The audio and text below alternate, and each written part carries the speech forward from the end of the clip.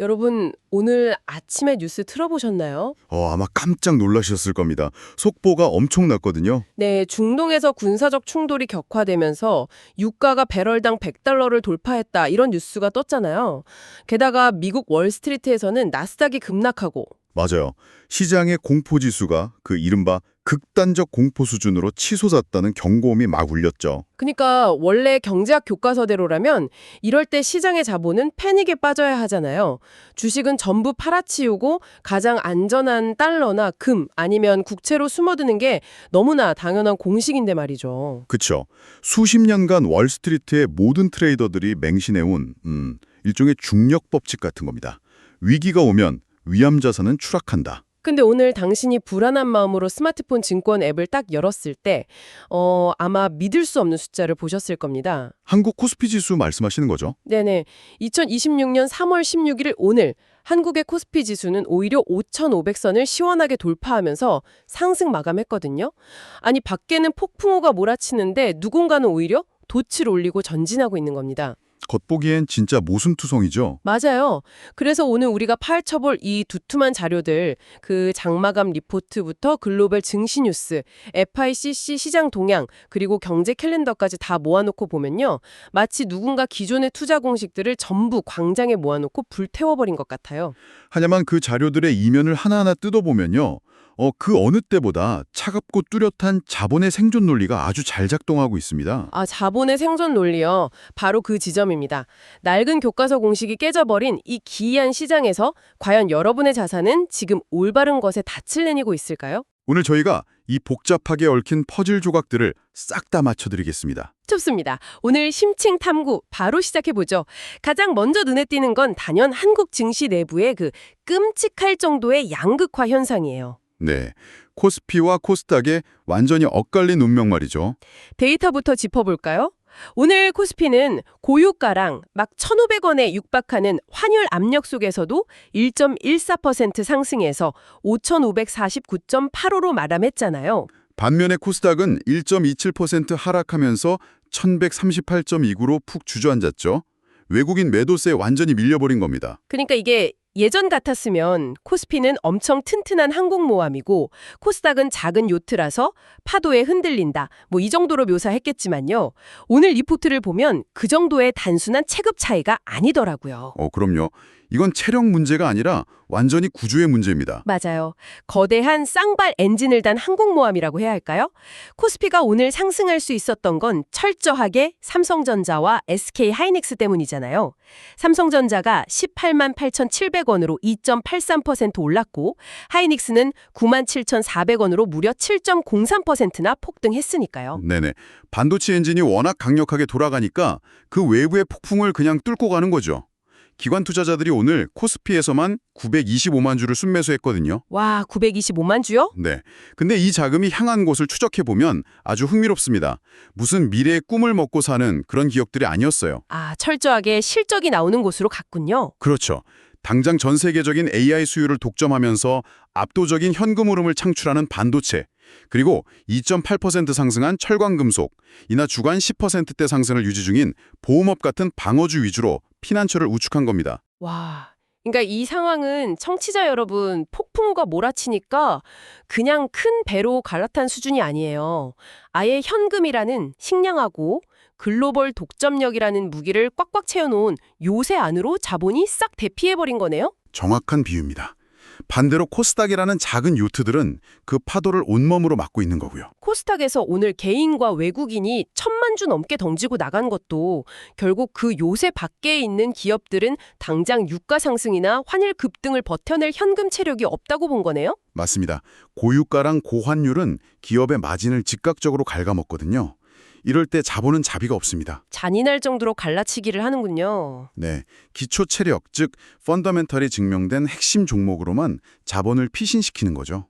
그리고 자료 보니까 흥미로운 변수가 하나 더 있더라고요.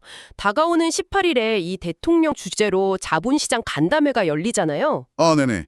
코스피 5000 시대 금융정책 논의 말씀이시죠? 맞아요. 시장에서는 이 간담회에서 구체적인 정책들이 나올 거라는 기대감이 깔려 있더라고요. 폭풍 속에서도 코스피가 유독 하방 지지를 단단하게 받은 데에는 이런 정책적 기대감이 방파제 역할을 했다는 분석도 있어요. 네, 저희가 뭐 정치적인 평가를 하려는 건 아니고요. 철저히 중립적인 시각에서 볼 때 시장 참여자들이 그 간담회를 리스크를 방어할 하나의 변수로 계산식에 넣었다는 건 명백한 팩트입니다. 그렇죠. 거시적인 불안감을 국내 정책에 대한 기대감으로 해지한 셈이네요. 자, 그럼 한국 시장이 반도체라는 요새와 정책이라는 방파제로 버텨냈다면 이제 시선을 미국으로 좀 옮겨볼까요? 코스피를 위협했던 외부의 폭풍이 구체적으로 무언지 파헤쳐봐야죠. 네, 오늘 글로벌 폭풍의 진원지가 바로 미국이니까요. 오늘 JP모건에서 S&P 500이 최대 15% 하락할 수 있다 이런 무시무시한 경고 리포트를 냈어요. 그리고 이란과의 긴장 때문에 WTI 원유가 장중 100달러를 넘겼고요.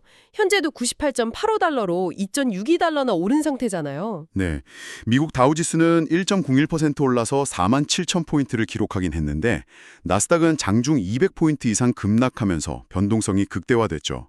이게 단순히 주유소 기름값이 오르는 문제가 아니잖아요. 그럼요. 이 현상을 더 큰 그림이랑 연결해 보면요. 모든 것의 시작점은 바로 유가입니다. 아, 유가요? 네, 기계신문이랑 경향신문 자료를 보면 구체적인 데이터가 나오는데요. 국제유가가 10% 오르면 국내 제조업 생산 비용이 0.71% 증가한다고 나옵니다. 0.71%면 얼핏 들으면 작아 보이는데 수십조 원 매출이 오가는 제조업 생태계 전체로 보면 엄청난 타격 아닙니까? 그렇죠. 기업들 영업이익이 크게 깎여나가는 거죠. 근데 이익이 줄어드는 것보다 더 치명적인 게 있습니다. 뭔가요? 이 생산 비용 증가가 결국 소비재 가격에 전가된다는 점이에요. 즉 인플레이션을 다시 자극하는 거죠. 아, 물가가 오르는군요. 네, 이게 결국 미국 연준의 금리 인하를 가로막게 됩니다. 물가가 오르는데 금리를 내릴 수는 없으니까요. 와, 결국 논리적 인과관계가 그렇게 되네요. 중동의 미사일이 인플레이션을 부르고 그게 내 대출 이자를 못 내리게 막는 거군요. 그 공포가 채권 시장에 그대로 반영돼서 오늘 미국 10년물 국채 금리가 4.261%로 올랐잖아요. 5bp 상승한 거죠. 맞습니다. 국채금리가 오르면 미래의 수익을 현재 가치로 끌어다 쓰는 나스닥 기술주들은 짓눌릴 수밖에 없거든요. 잠깐만요. 방금 금리가 오르면 주식시장, 특히 대출에 민감한 섹터가 짓눌린다고 하셨잖아요. 네, 그렇죠. 근데 제가 오늘 진짜 흥미로운 걸 발견했거든요. 공포지수가 극단에 달했고 금리도 오르는데 왜 미국 증시에서 부동산 섹터가 하루 만에 7.42%나 상승했을까요? 아, 그 부분 진짜 날카로우시네요. 부동산은 대출로 건물 사고 이자 내야 하니까 금리 상승에 제일 취약하잖아요. 게다가 한국에서도 센서뷰라는 우주항공 관련주가 스페이스X 나스닥 상장 기대감 하나만으로 20%나 급등했어요. 공포 속에서도 탐욕이 공존하는 건가요? 이거 어떻게 설명해야 합니까? 그게 바로 지금 시장의 핵심입니다. 투자자들의 심리가 잔뜩 위축된 상태이긴 한데요. 역설적이게도 특정 테마나 개별 이슈가 있는 곳으로는 자본이 극단적으로 쏠리는 초양극화 장세가 벌어지고 있는 거예요. 초양극화 장세요? 네. 부동산 섹터 같은 경우는 이미 너무 많이 빠져 있어서 악재가 가격에 다 반영됐다. 즉, 프라이스드 인 되었다는 심리가 작용한 거고요. 센서뷰 같은 뉴스페이스 테마는 거시경제를 무시할 만큼 아주 강력한 스토리를 가졌기 때문에 돈이 몰리는 겁니다. 와, 그니까 진짜 공포 속에서도 극단적인 수익을 쫓는 쏠림 현상이 있다는 거네요. 자, 그럼 이 기이한 움직임이 대체자산 시장에서는 어떻게 나타나고 있는지 한번 볼까요? 청취자 여러분, 제가 오늘 자료 보면서 소름 돋았던 숫자가 하나 있습니다. 금이랑 비트코인 가격 말씀이시죠? 네, 오늘 한국 금값이 딱 1돈에 103,000원이거든요. 근데 비트코인 1개 가격이 얼만 줄 아십니까? 딱 103,000달러예요. 아하, 진짜 우연의 일치치고는 아주 재밌는 숫자죠. 근데 숫자는 같은데 이 두 자산의 운명은 완전히 엇갈리고 있습니다. 전쟁 나고 인플레이션 우려 커지면 당연히 금을 사야 하는 거 아닌가요? 전통적인 공식에 따르면 그렇죠. 근데 오늘 금은 18달러 소폭 상승하는데 그쳤고 전반적으로는 약세 압력을 받고 있어요. 반면에 비트코인은 오늘 1240달러나 급등했잖아요. 왜 이런 일이 벌어지는 건가요? 금이 약세를 보이는 건 아까 말씀드린 금리 전망 악화 때문입니다. 금은 이자를 안 주잖아요. 근데 미국 국채가 4.2% 넘는 이자를 주니까 인플레이션 우려 속에서 굳이 금을 들고 있을 기회비용이 너무 큰 거죠. 아, 이자를 안 주니까 그럼 비트코인은 왜 오르는 겁니까? 비트코인은 현물 ETF를 통해서 자금이 지속적으로 순유입되고 있거든요. 여기서 아주 중요한 질문을 던져볼 수 있습니다. 어떤 질문이죠? 전쟁과 인플레이션이라는 전통적인 위기 상황에서 자본이 금이 아닌 비트코인으로 몰려가고 있다. 이거 혹시 안전자산의 세대 교체가 일어나고 있는 거 아닐까요? 와, 안전자산의 세대 교체라 진짜 생각도 못 해본 관점이네요. 패러다임이 바뀌고 있다는 거군요. 맞습니다. 그리고 이 와중에 통화시장 움직임도 짚고 넘어가야 해요. 네, 환율도 참 드라마틱했죠. 원달러 환율이 1,500원 선에서 아슬아슬하게 방어되면서 1,495.59원으로 마감했잖아요. 네, 오늘 달러 인덱스가 0.6포인트 기록하면서 0.3이 하락했거든요. 유로화 강세 영향으로 달러가 약간 약세를 보인 건데 그 덕분에 원화가 강세를 보이며 버텨준 겁니다. 이게 아시아 증시에 어떤 영향을 줬나요? 환율이 버텨준 게 아시아 증시가 서구권 증시에 비해서 견고하게 버틸 수 있었던 아주 중요한 거시적 배경 중 하나입니다. 실제로 중국 상하이 지수가 0.45%, 호주가 0.52% 올랐거든요. 호스지수 스피커. 아, 환율 방어가 아시아 시장 전체의 방파제 역할을 했군요. 자, 그럼 전문가님, 지금까지 이 엄청난 일들이 벌어졌는데 이게 청취자분들한테 당장 어떤 의미가 있을까요? 결국 이번 주를 어떻게 대응하느냐가 핵심이겠죠? 맞아요. 달력을 보니까 당장 이번 주 목요일에 우리 경제의 운명을 가를 거대한 이벤트들이 줄을 서 있더라고요. 네, 목요일 일정이 정말 중요합니다. 3월 19일 목요일 미국 연방공개시장위원회, 즉 FOMC의 금리 결정이 있죠. 3.75% 유지가 예상되긴 하는데 더 중요한 건 경제 전망, 그 점도표 발표잖아요. 그쵸. 그리고 같은 날 일본은행의 금리 결정도 있습니다. 0.75%로 인상할 거란 예상이 지배적이에요. 수요일에는 한국 실업률이랑 미국 생산자물가 지수, PPI 발표도 있고요. 진짜 폭풍 전야네요. 네, 이게 바로 지금 시장이 완벽한 관망세, 즉 웨이트앤시 장세인 이유입니다. 아, 그래서 우량 반도체나 방어형 ETF로만 돈이 쏠리는 거군요. 맞습니다. 목요일에 발표될 미국의 점도표가 장기적으로 금리 궤적을 어떻게 그릴지, 그리고 일본이 0.75%로 금리를 올릴 때 엔화 가치가 얼마나 요동칠지 이걸 두 눈으로 확인하기 전까지는 누구도 섣불리 움직일 수 없는 상태인 거죠. 진짜 숨죽이고 지켜봐야겠네요. 자, 오늘 우리의 심층 탐구를 요약하자면 이렇습니다. 중동발 유가 100달러라는 엄청난 공포 속에서도 한국의 코스피는 반도체라는 강력한 펀더멘털을 무기로 버텨냈습니다. 네, 하지만 목요일 미국과 일본의 중앙은행 이벤트라는 거대한 시험대가 아직 남아있다는 점 잊으시면 안 됩니다. 맞아요. 청취자분들을 위해서 마지막으로 실질적인 조언 하나 해주시죠.